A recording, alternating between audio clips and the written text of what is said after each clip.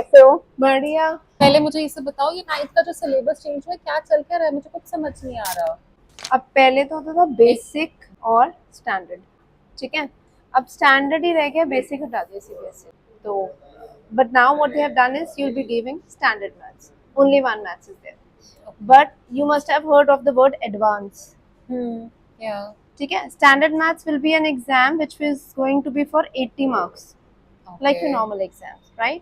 So you have to clear that exams. जो भी number आएंगे पेपर में वही नंबर लगेंगे. When it comes to advanced, there will be an additional 1 hour exam. Oh.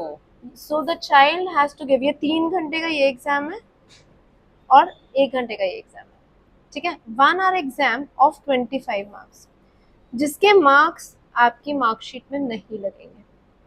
So the passing criteria is 50%. If you pass by 50%, मतलब अगर आपने 50% above या 50% मार्क्स आ गए, you have cleared the exam, there will be one line written on your marksheet की cleared advance level, that's it. पर इसके marks इसमें ऐड ऑन नहीं होंगे. This is same for maths and science. तो you have to give 80 marks exam like normal exam, जो standard exam होगा, but the one who is good in any of the two, like you can take both, you can take one, और you don't want, नहीं देना advance मत दो, ठीक है. But advance के लिए you will be doing higher studies, थोड़े से क्वेश्चंस डिफिकल्ट होंगे, सिलेबस भी थोड़ा सा हायर होगा, और 50% is just the criteria to pass that marks, and it will be written on the marksheet कि आपने पास कर